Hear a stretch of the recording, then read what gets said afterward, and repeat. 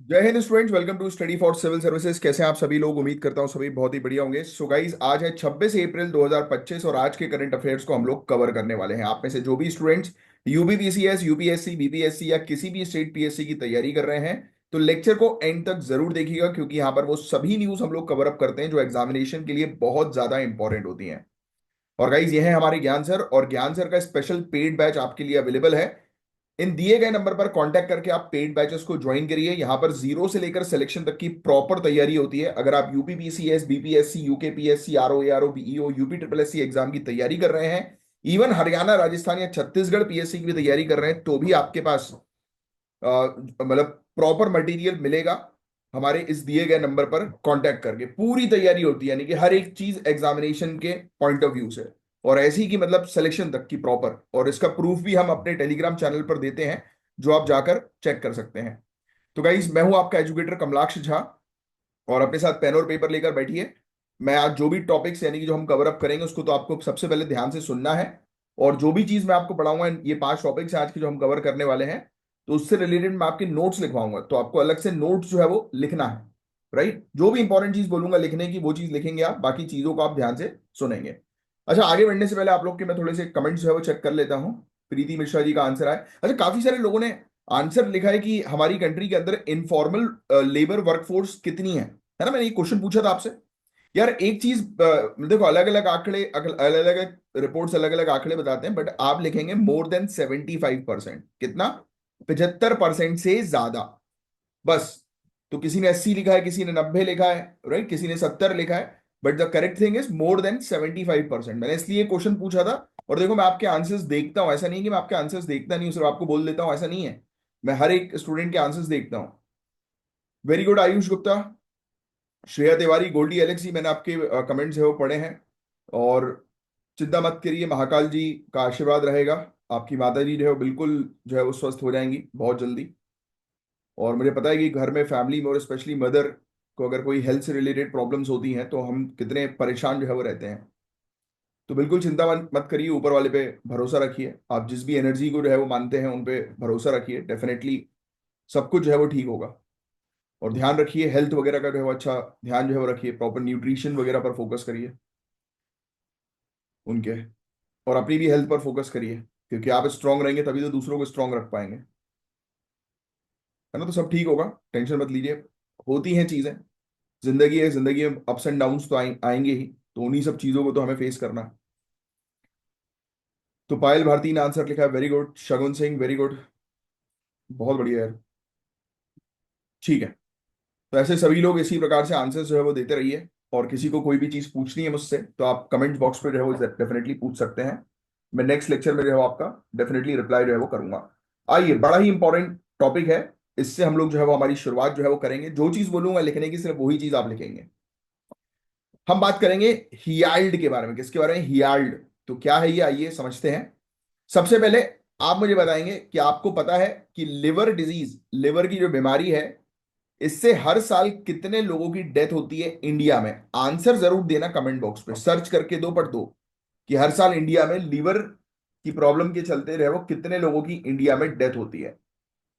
तो सबसे पहले तो लिख लो हियाल्ड। इसका फुल फॉर्म क्या है? Healthy liver education and alcohol associated liver disease prevention. P P के लीवर सड़ गया बोलते हैं ना। Alcohol associated liver disease prevention. आपको पता है कि लिवर सिर्फ पीने के कारण भी नहीं सड़ता है, मतलब पीने, जो पीता नहीं है उसका भी लिवर जो है वो खराब हो जाता है। फैटी लिवर का आपने प्रॉब्लम जो है वो सुना होगा, है ना। ये non alcohol associated liver disease होती है वो, है ना। तो बट अभी यहां पर हियाल्ड फोकस करती है healthy liver education and alcohol associated liver disease prevention. मैंने आपको इसलिए स्पेसिफिकली बताया क्योंकि आपको प्रीलिम्स में यहीं पर कंफ्यूज करेंगे लोग। ये बोलेंगे कि ये non alcohol associated liver disease को प्रिवेंट करने पर फोकस करिए, नहीं, ये अल्कोहल एसोसिएटेड लिवर डिजीज को प्रिवेंट करने पर टारगेट है इसका, हियाल्ड का। ठीक है, तो ये फैक्ट थोड़ा सा ध्यान में रखिएगा, जो इसके फुल फॉर्म में ही हम लोग को नजर आ रहा है। तो फुल मतलब इससे आपको क्या चीज समझ में आ गई कि ये एक ऐसा इनिशिएटिव है जो लिवर की परेशानियां जो होती हैं, डिजीज जो होती हैं, प्रॉब्लम्स होती हैं, उनको रिजॉल्व करने पर टारगेट कर रहा है कि नहीं? क्लियर हो गया? बस, और कुछ नहीं है इस टॉपिक में। आगे बढ़े नेक्स्ट टॉपिक की तरफ। नहीं, चलो पहले सुनो ध्यान से टॉपिक को। इतनी सी चीज सिर्फ पढ़ के आगे बढ़ना नहीं होता, क्योंकि आपको मेंस भी लिखना है, एक ओवरऑल अंडरस्टैंडिंग क्रिएट करनी है टॉपिक की। तो ये पहली बार हुआ है गाइस कि इंडिया में एक नेशनल मूवमेंट लॉन्च हुआ है लिवर हेल्थ को लेकर, जो बहुत ज्यादा जरूरी है आज की डेट में। हियाल्ड कैंपेन ऐसा है जो पब्लिक को लिवर की बीमारियों से बचने और अल्कोहल के मिसयूज को कंट्रोल करने के लिए शुरू किया गया है। इसको लॉन्च किया है ILBS, institute of liver and biliary sciences के द्वारा। इसने इसे लॉन्च किया है और वर्ल्ड लिवर डे के दिन ये लॉन्च हुआ है। कब मनाया जाता है world liver day, comment box पे आप लिख कर बताएंगे। और इन्होंने इसको लॉन्च किया है, ये भी चीज लिख दीजिए अपने नोट्स में। जो चीज मैं मार्क करता हूं वो आपको नोट्स में जो है वो लिखना है। सोचो एक ऐसा हॉस्पिटल जहां सिर्फ लीवर की प्रॉब्लम्स पे फोकस हो और पेशेंट को मेंटल हेल्थ और अर्ली डायग्नोसिस दोनों मिले। तो ये वही है ILBS का नया सेंटर का आइडिया। मतलब अब ये ऐसे केंद्र खोलने वाले हैं। यूनियन होम मिनिस्टर ने दिल्ली में पहला इंटीग्रेटेड लिवर हैबिलिटेशन सेंटर का उद्घाटन किया है। ये फैक्ट भी आप याद रखेंगे। पहला लिवर हैबिलिटेशन सेंटर का उद्घाटन दिल्ली के अंदर हुआ है। मतलब ऐसा हॉस्पिटल जहां पर सिर्फ लिवर की परेशानियों पर फोकस जो है वो किया जा रहा है। तो हियाल्ड का मेन ऑब्जेक्टिव क्या है, हियाल्ड क्या है, ये चीज आप समझ चुके हो। उसका मेन ऑब्जेक्टिव क्या है लिखने की जरूरत नहीं। अवेयरनेस स्प्रेड करना लिवर की परेशानियों से रिलेटेड, लिवर की परेशानियों को पहले ही डिटेक्ट कर लेना, स्क्रीनिंग कैंप्स का अरेंजमेंट करना जहां पर मॉनिटर किया जा सके, डिटेक्ट किया जा सके प्रॉब्लम्स को, पब्लिक को एजुकेट करना अल्कोहल के नुकसान के बारे में, मेंटल हेल्थ की काउंसलिंग को भी इसमें शामिल किया गया है, और पॉलिसी लेवल चेंजेस तक का काम जो है वो करना। मतलब सिंपल शब्दों में कि पॉलिसीज जब चलाई जा रही है तो उस दौरान बीच में कुछ चेंजेस करने हैं तो वो भी हियाल्ड करेगा। तो एक लिवर हेल्दी रखने के लिए कौन सी दो चीजें सबसे इंपॉर्टेंट है, क्या बता सकते हो आप? लिवर को हेल्दी रखने के लिए कौन सी दो चीजें सबसे ज्यादा इंपॉर्टेंट होती हैं, बताइए। डाइट और एक्सरसाइज दोनों। डाइट अच्छी रखनी है, एक्सरसाइज अच्छी रखनी है। तला फुला खाना भी जो खाते हैं ना, उससे भी फैटी लीवर की समस्या रहो बढ़ जाती है, जो आज की डेट में बहुत ज्यादा है। वैसे ही मिलावटी खाना हम खा ही रहे हैं, है ना। ऊपर से हमारी लाइफस्टाइल चेंज हो गई है, अल्कोहल का कल्चर बहुत तेजी से बढ़ गया है ना। शराबी हो गए लोग बाग, सोचते हैं कि शराब मतलब कि फन एंजॉयमेंट। भाई ये एंजॉयमेंट जो है वो कब अर्थी बन जाएगा ना, समझ में भी नहीं आएगा। समझ रहे हो आप कितनी बड़ी लाइन बोली ना मैंने, ये एंजॉयमेंट कब अर्थी बन जाएगा। आय हाय शाबाश। कभी कभी मुझे अपने ऊपर अच्छा लगता है, कुछ कुछ ऐसे मैं सेंटेंस बना देता हूँ कि पिक्चरों में यूज करना चाहिए। चलो एनीवेज, बातें बात हो गई, आगे बढ़ते हैं। स्कूल्स हुए, कम्युनिटी सेंटर हुए, डिजिटल प्लेटफॉर्म्स हुए, यहां पर अवेयरनेस क्रिएट की जाएगी। आपको पता है कि फ्री लिवर स्क्रीनिंग कैंप्स खोले जाएंगे, यानी कि जहां पर लोग लाइन लगाकर उनको लिवर मॉनिटर उनका किया जाएगा, यानी कि लिवर में उनकी क्या प्रॉब्लम है वो उनको बताई जाएगी। उनके टेस्ट होंगे बेसिकली फ्री में। साइकोलॉजिकल सपोर्ट दिया जाएगा। अल्कोहल एडिक्शन को कम करने में हेल्प करने के लिए भी एक अलग टीम इन्वॉल्व होगी। नए डायग्नोस्टिक सेंटर जो है वो इस्टेब्लिश होंगे, यानी कि मेडिकल इंफ्रास्ट्रक्चर को और बेटर बनाया जाएगा। लिवर हेल्थ को एक नेशनल हेल्थ पॉलिसी में लाया जाएगा। तो हियाल्ड इनिशिएटिव का मिनिस्ट्री ऑफ होम अफेयर्स के अंडर होना क्रॉस सेक्टोरल कोऑर्डिनेशन का एक एग्जाम्पल है। राइट, तो ये फैक्ट भी थोड़ा सा आप ध्यान में रखिएगा किस मिनिस्ट्री के अंदर है। बाकी ये चीज मैं आपको ऑलरेडी बता ही चुका हूँ कि मेडिकल इंफ्रास्ट्रक्चर मजबूत होगा, पॉलिसी अच्छी बनेगी, है ना। तो ये सब चीजें ठीक है। जैसे वैक्सीनेशन ड्राइव होती है ना, पोलियो को कंट्रोल करने के लिए हमने वैक्सीनेशन ड्राइव जो है वो करी थी, वैक्सीन लगाई थी हर जगह। वैसे ही अब लिवर प्रॉब्लम को जो है वो खत्म करने के लिए ऐसे कैंप्स जो है वो तैयार किए जाएंगे। तो हियाल्ड गाइस एक बहुत ही जबरदस्त इनिशिएटिव है लिवर की हेल्थ को इंप्रूव करने के लिए। ये थोड़ा सा आप ध्यान में रखिएगा। इसका फुल फॉर्म कमेंट बॉक्स पे लिखकर बताओ, हियाल्ड का फुल फॉर्म क्या है अभी के अभी। हियाल्ड का फुल फॉर्म कमेंट बॉक्स पे आप लिखकर बताएं। दैट्स इट, बाकी और कुछ नहीं था इस पर्टिकुलर टॉपिक के अंदर। नेक्स्ट टॉपिक भी बड़ा इंपॉर्टेंट है। हम बात करेंगे इंडिया सऊदी स्ट्रेटेजिक मोमेंटम के बारे में। हम डिस्कस करेंगे एक ऐसा टॉपिक जो इंटरनेशनल रिलेशनशिप के पॉइंट ऑफ व्यू से इंपॉर्टेंट है। इंडिया और सऊदी अरेबिया के बीच की एक स्ट्रेटेजिक पार्टनरशिप का नया फेज में एंट्री होना। तो ये सिर्फ टॉपिक सुनना है, जो चीज होंगी लिखने वाली वो मैं आपको लिखवा दूंगा। बाकी ये टॉपिक आपके इंटरनेशनल रिलेशंस में बहुत डिटेल में पढ़ाया जाता है। आइए इंडिया और सऊदी अरेबिया के बीच गाइस डिप्लोमेटिक रिलेशन कब से चल रहे हैं? हमारा देश जब से आजाद हुआ तब से, 1947 से। लेकिन कई सालों तक ये सिर्फ ऑयल बेस्ड रिलेशनशिप था। मतलब कि हम सिर्फ फोकस करते थे किसके ऊपर, कि भाई वो हमें तेल दे दे यार, बस। हमें तेल से मतलब था उनसे, कि भाई तेल दे दो यार सऊदी अरेबिया तुम, बस। बट अब थोड़ी ज्यादा चीजें बढ़ने लगी हैं। अब चेंज कब आया? 2006 में दिल्ली डिक्लेरेशन, 2010 में रियाद डिक्लेरेशन। ये लिखेंगे आप, दिल्ली डिक्लेरेशन 2006, रियाद डिक्लेरेशन 2010। और आज आपका टास्क है कि ये दोनों डिक्लेरेशन के बारे में आपको पढ़ना है। ध्यान समझिएगा, और ये बहुत इंपॉर्टेंट डिक्लेरेशन, ये पहले एग्जाम में आ चुके हैं। 2006 से लेकर हमारे रिलेशनशिप जो है वो सिर्फ ट्रेड बेस्ड नहीं रहे सऊदी अरेबिया के साथ, अब स्ट्रेटेजिक बेस्ड हो गए हैं। आपको पता है हमारे ऑनरेबल प्राइम मिनिस्टर ने 3 बार, मोदी ने 3 बार सऊदी अरेबिया को विजिट किया 2025 में। इस विजिट का मेन एम था स्ट्रेटेजिक पार्टनरशिप काउंसिल को और मजबूत करना। मतलब इंडिया और सऊदी अरेबिया और मजबूत जो है वो करें अपने रिलेशनशिप को, है ना। ये बताता है कि अब इंडिया की वेस्ट एशिया पॉलिसी शिफ्ट हो रही है। अब हम सिंबॉलिक रिलेशनशिप नहीं रख रहे हैं, अब हम और गहराई से अपने रिलेशनशिप मजबूत बना रहे हैं। क्या बता सकते हो कि वेस्ट एशिया के साथ हमारे इंडिया के रिलेशनशिप क्यों इंपॉर्टेंट है? एक तो ऑयल एनर्जी सिक्योरिटी तो है ही, उसके अलावा इंडियन डायस्पोरा लिखो आप। 5 पॉइंट्स बताओगे आप मुझे, चलो देखते हैं। है ना, 2 पॉइंट तो मैंने बता ही दिए, इंडियन डायस्पोरा। मैंने तो बहुत छोटे से पॉइंट बताया आपको, है ना। इंडियन डायस्पोरा वाला पॉइंट शायद आप में से ज्यादा लोगों को नहीं आ पाता, बट बाकी के पॉइंट्स आपको आ जाएंगे, है ना। बहुत सारे पॉइंट्स हैं यार। मतलब मैं आपको बता रहा हूं, मैं 10 पॉइंट अभी गिना सकता हूँ टक टक टक टक करके। बट मैं आपको ये प्रैक्टिस दे रहा हूँ इसलिए क्योंकि आपको भी टक टक टक, जैसे ही टॉपिक आए तुरंत दिमाग में टक टक टक टक टक पॉइंट आने चाहिए। This is called the preparation of civil services, कि यहां क्वेश्चन भेगा वहां टक टक टक शुरू हो जाने चाहिए पॉइंट्स आपके दिमाग में। तो जब जिस दिन से ऐसा होना शुरू हो गया उस दिन से गेम आपकी तरफ है, ये मान के चलो कि बस फाइनल रिजल्ट में आपका नाम आना बाकी है। ये जरूरी है बॉस। तो इसी चीज की तो आप मेरे पास प्रैक्टिस करते हो। ये तो कोई भी पढ़ लेगा ये सब चीजें जो लिखी हुई हैं। अब मेरी बात ध्यान सुनना। कुछ ऐसे एरियाज है जहां पर हम लोग काम कर रहे हैं। अब ये जो टक टक टक है ना, वो यहां से मिलेगा आपको। जिसको नहीं पता, जिसको ऑलरेडी पता, बहुत कॉमन चीज है। देखो, सऊदी अरेबिया इंडिया का 5वां सबसे बड़ा ट्रेडिंग पार्टनर है। 2023-24 में bilateral trade 42.98 billion US dollar रहा, और 10 बिलियन यूएस डॉलर का investment Saudi public investment fund के थ्रू देखने को मिला, रिटेल, टेक्नोलॉजी और एग्रीकल्चर सेक्टर में। इंडिया का विजन 2047 और सऊदी का विजन 2030 दोनों अलाइन करते हैं, यानी कि दोनों के विजन एक जैसे हम लोग को जो है वो देखने को मिलते हैं। तो कुल मिलाकर ट्रेड, पहला पॉइंट हो गया ट्रेड। ट्रेड के पॉइंट ऑफ व्यू से हम दोनों एक दूसरे के साथ कनेक्टेड हैं। यस। दूसरा पॉइंट एनर्जी।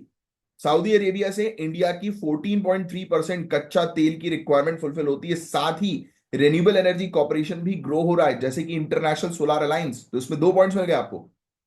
एनर्जी के अंदर फॉसिल एनर्जी जो कि अभी एट प्रेजेंट रिक्वायरमेंट है, और दूसरी non fossil renewable energy, international solar alliance का एक एग्जांपल। तो इसी के अंदर सब पॉइंट्स आ गए। Next, defence. Al Mohid Al Hind naval exercise, ex Sada Tanseeq 1 2024 की land exercise. Even cyber security, counter terrorism में भी हमारा कोलैबोरेशन हम लोग को जो है वो देखने को मिलता है। तो ये एक्सरसाइज के नाम थोड़े से आपको पता होना जरूरी है। तो डिफेंस के पॉइंट ऑफ व्यू से हमारे रिलेशंस सऊदी अरेबिया के साथ है।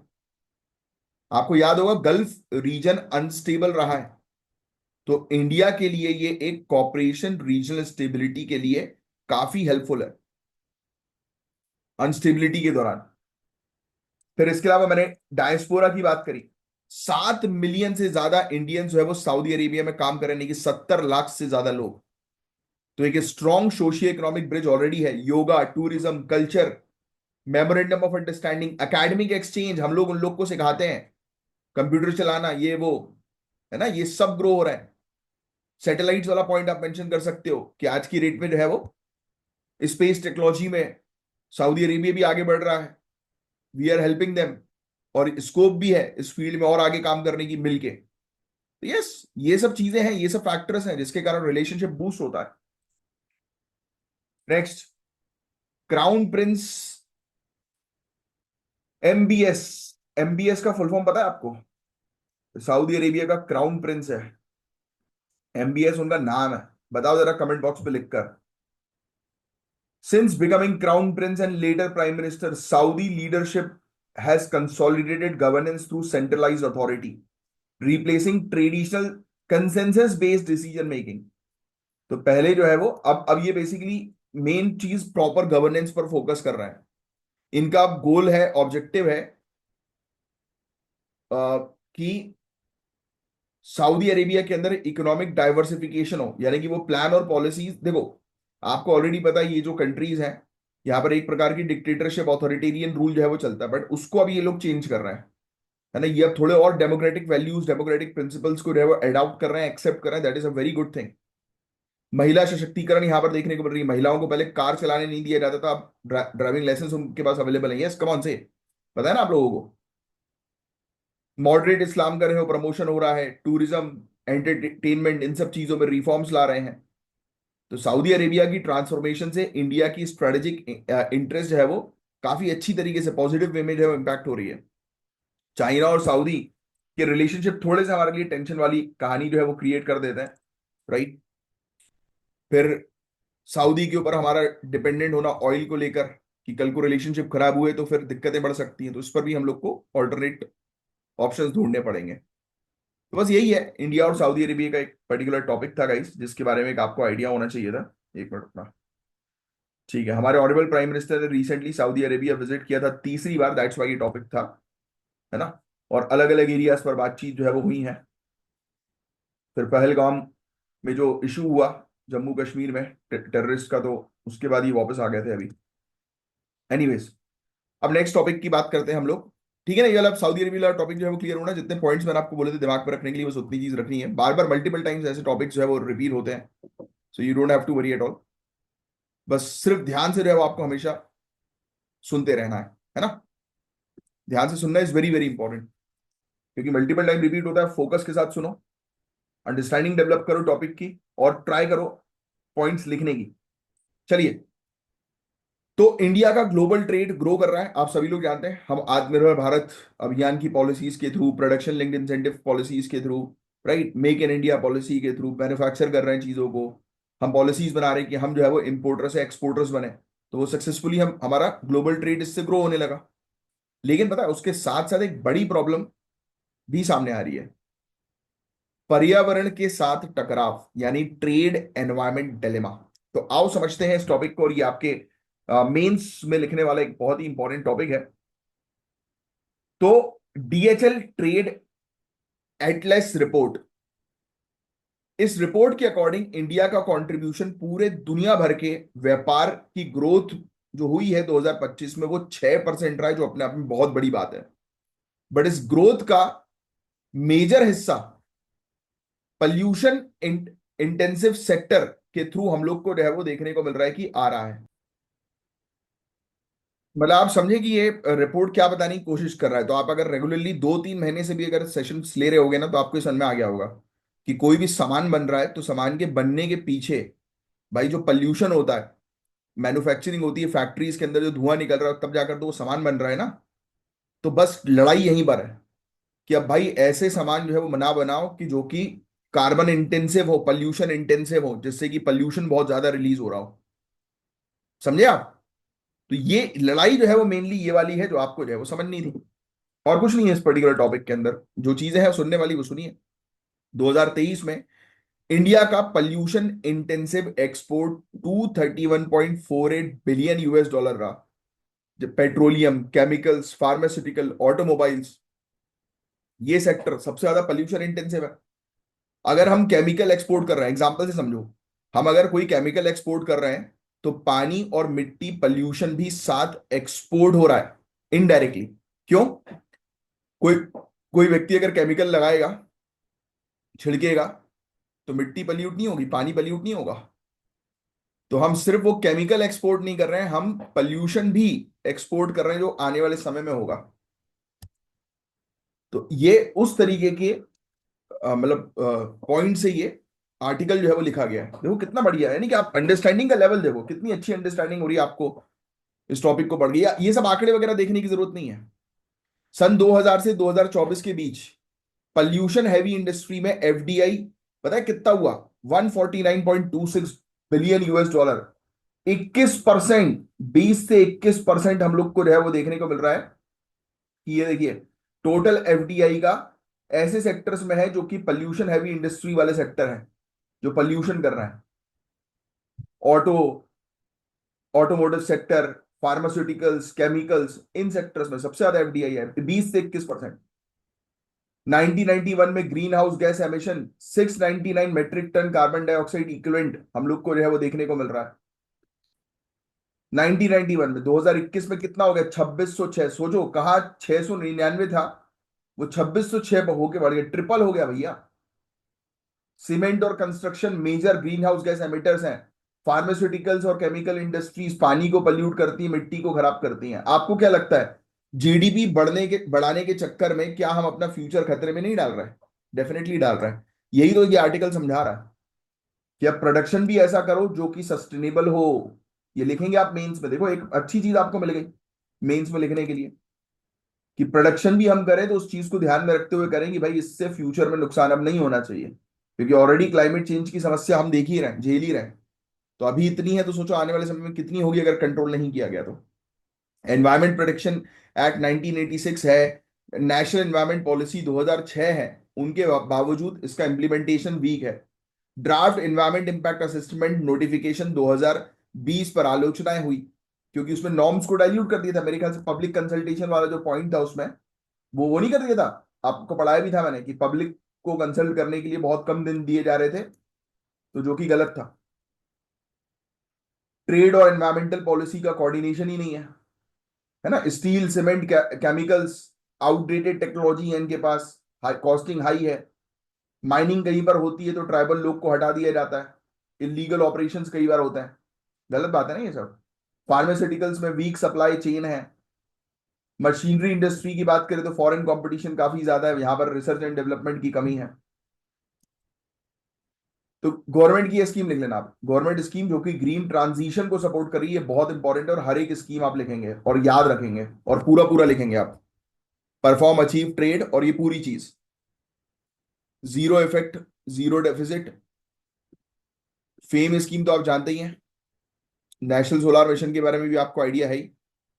Production linked incentive, solar photovoltaic module जो है वो तैयार कर रहा है उसके लिए। तो ये 5 स्कीम के पूरे पूरे नाम लिख लीजिएगा, और ये आप मेंस में भी उपयोग जो है वो कर सकते हैं। तो ये सरकार के प्रयास हैं कि कैसे हम लोग जो है वो ट्रांजिट करें, जो आज की डेट में कार्बन इंटेंसिव सेक्टर्स जो फॉसिल फ्यूल्स हम बर्न कर रहे हैं, इतना पॉल्यूशन रिलीज कर रहे हैं, तो उसको कम करें, हम ट्रांजिट करें। कोई भी प्रोडक्शन हो तो वो ऐसा हो कि कम से कम पोल्यूटेंट्स एनवायरमेंट में रिलीज हो, उससे वो प्रोडक्ट तैयार हो जाए। तो low carbon energy efficient methods पर फोकस करना बहुत ज्यादा जरूरी है। टेक्नोलॉजी मतलब स्ट्रिक्ट एनवायरमेंटल कंप्लाइंस होना जरूरी है, ऑडिट्स होना जरूरी है, पेनाल्टीज होना जरूरी है। ट्रेड पॉलिसीज एनवायरमेंट के साथ जो है वो अलाइन होनी जरूरी है ना। रिन्यूएबल एनर्जी पर फोकस करना, क्लीन टेक्नोलॉजी पर फोकस करना, समझ रहे हो आप? तो ये सब पॉइंट थोड़े से ध्यान में रखना, ये सस्टेनेबल डेवलपमेंट के लिए आपके लिए काफी इंटरनेशनल कोलैबोरेशन होना जरूरी है ना। तो ये आपको काफी हेल्प करेंगे। ये रिपोर्ट कौन सी थी जो हमने अपने पढ़ी, वो सब ये लिखने की जरूरत नहीं है। अब सुनो, अब हम डिस्कस करेंगे एक और यूनिक टॉपिक। ये आपके agriculture sustainability, again traditional knowledge से रिलेटेड ये टॉपिक है। Trans traditional traditional paddy storage practice in rural Bangladesh. ये टॉपिक आईआर में भी टच करता है, इंटरनेशनल रिलेशन, इवन ऐसे में भी आ सकता है। तो देखो, जब दुनिया मॉडर्न कोल्ड स्टोरेज और सीलोस की तरफ जा रही है, समझ रहे हो आप? हम लोग आज की डेट में जो है वो कोई भी पर्टिकुलर सामान को स्टोर करने के लिए क्या बोल रहे हैं? कोल्ड स्टोरेज सिस्टम लगाया जाए। बताओ हाँ या ना? हम ये नहीं बोल रहे, कह रहे हैं कि भाई वेयर हाउसेस जो होने चाहिए वो कोल्ड स्टोरेज चेन वाले होने चाहिए, पूरी सप्लाई चेन कोल्ड स्टोरेज वाली होनी चाहिए।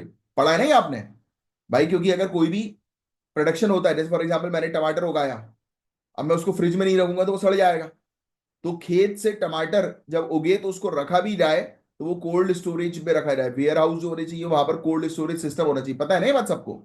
तो यही है कि जब दुनिया मॉडर्न कोल्ड स्टोरेज की तरफ जा रही है, बांग्लादेश के गांव में लोग अभी भी bamboo based natural storage beans use कर रहे हैं।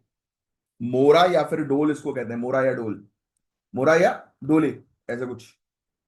लिखो भाई, ये बहुत इंपॉर्टेंट है। बैम्बू बिन्स, मोरा या डोले। बैम्बू बिन्स को लोकली मोरा या डोले जो है वो कहा जा रहा है। हाथ से बनाया गया सिलिंड्रिकल या स्पेरिकल कंटेनर होता है, बैम्बू स्ट्रिप से बना हुआ, यानी कि आप एक ने आपने बॉक्स बना दिया, बैम्बू स्ट्रिप से जो है वो बना हुआ बॉक्स है ये। तो बांग्लादेश में आज भी इसका उपयोग जो है वो किया जा रहा है, बांग्लादेश के गांव क्षेत्रों में, है ना, पैडी के स्टोरेज के लिए, धान के स्टोरेज के लिए हैंडमेड बैम्बू बिन्स, मोरा या डोलेस का उपयोग किया जा रहा है। लिख लेना, ये पूरी चीज बहुत इंपॉर्टेंट है। ये सस्टेनेबल टेक्निक जो है वो सपोर्ट करती है फूड सिक्योरिटी का, स्मॉल स्केल फार्मर्स की। इको फ्रेंडली तरीका है, लो कॉस्ट है, और कम्युनिटी की ये प्रैक्टिस हम लोग को जो है वो देखने को मिल रही है, जो सदियों से चली आ रही ट्रेडिशनल प्रैक्टिस है। तो पैडी को गाइस आप जानते ही हैं, धूप में जो है वो सुखाया जाता है मॉइस्चर रिड्यूस करने के लिए। उसके बाद उसे ये लोग बैम्बू बिन्स में स्टोर कर देते हैं। इसको धूप में पहले सुखा देते हैं और फिर उसके बाद इसको ये बैम्बू बिन बनाकर उसमें स्टोर जो है वो कर देते हैं। पहला पॉइंट, धूप में सुखाया फिर स्टोर जो है वो कर दिया। अब ये हाथ से बनाए जाते हैं, सिलिंड्रिकल या स्पेरिकल शेप के होते हैं, सर्कुलर शेप होता है या फिर सिलेंडर वाला शेप होता है। बाहर से मिट्टी और गोबर का प्लास्टर इसमें हो जाता है, यानी कि ठंडक रखने के लिए बाहर से मिट्टी जो है वो लगा देते हैं इसके ऊपर, है ना। और इसके लिए भी होता है ये कि गोबर इसलिए भी लगाया जाता है कि कीड़े मकोड़े ना लगे, है ना, पेस्ट, इंसेक्ट्स, इनसे वो करने के लिए, प्रोटेक्ट करने के लिए। फिर इसके अंदर का टेम्परेचर ऑटोमेटिकली रेगुलेट होता है बिना इलेक्ट्रिसिटी के। तो आज भी क्या आपके गांव में बैम्बू या मिट्टी के कंटेनर्स यूज होते हैं स्टोरेज के लिए?